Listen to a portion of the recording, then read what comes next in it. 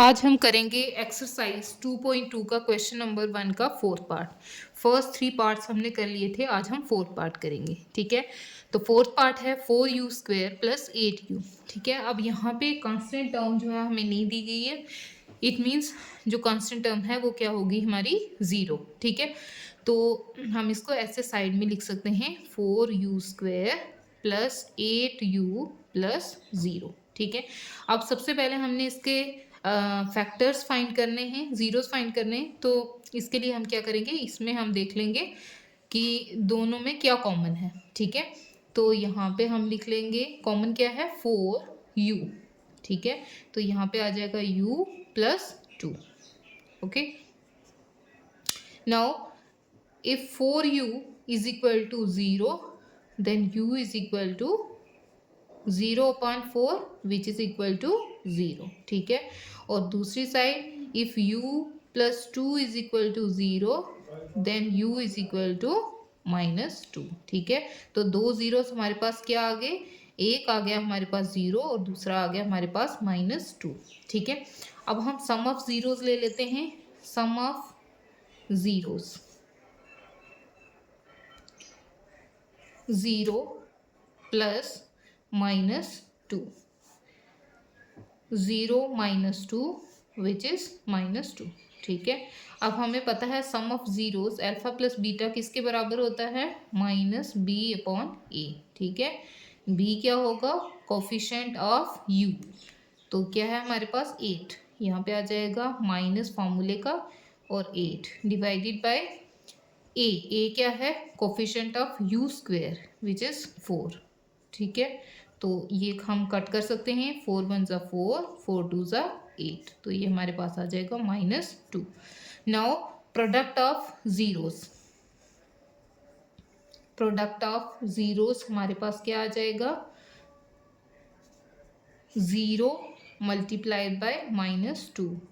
तो 0 से हम -2 को मल्टीप्लाई करेंगे तो हमारा आ गया 0। अब product of zeros alpha into beta किसके बराबर होता है c/a। अब हमें पता है कांस्टेंट टर्म यहाँ पे क्या है 0, तो 0 डिवाइडेड बाय a क्या है u² का कोफिशिएंट। ठीक है, विच इज़ 4, तो ये भी किसके बराबर आ जाएगा 0। अब फिफ्थ पार्ट है हमारे पास t² - 15। ठीक है, तो यहाँ पे हमारे पास t वाली टर्म जो है वो मिसिंग है, तो हम इसको लिख सकते हैं t² प्लस 0 इंटू टी -15। ठीक है, लिख सकते हैं। अब हमने इसके फैक्टर्स फाइंड करने हैं, तो हमने कोई ऐसी टर्म लेनी है जिसका स्क्वायर करके हमारे पास क्या आएगा 15। ठीक है, तो हम लिख सकते हैं t², अगर हम √15 का स्क्वायर करते हैं तो हमारे पास क्या आएगा 15। ठीक है, अभी हमारे पास फॉर्मूला बन गया a² - b² का। ठीक है, which is equal to a plus B, a minus B. ठीक है, तो हम इसको लिख लेंगे t प्लस √15। ठीक है, और यहाँ पे लिख लेंगे t माइनस √15।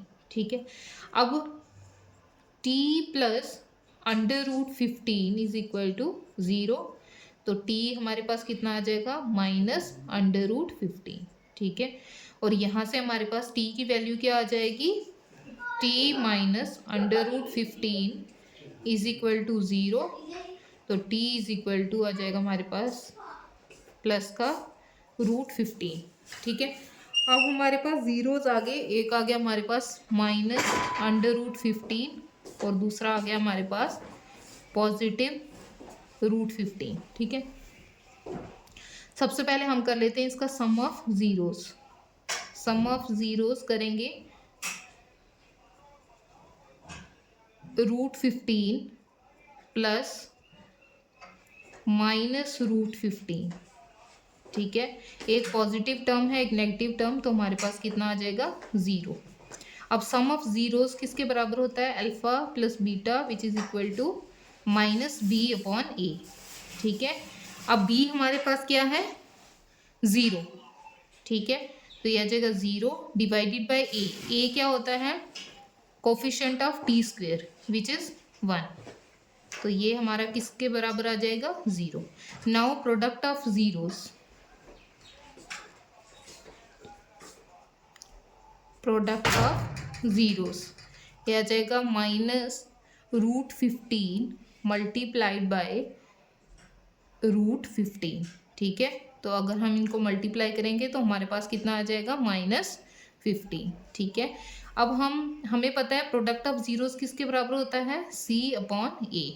ठीक है, इसको आपने लिख लेना है alpha into beta which is equal to C/A। C constant term हमारी क्या है -15। ए क्या है हमारे पास, t² का कोफिशिएंट क्या आएगा 1, तो ये किसके बराबर आ गया -15।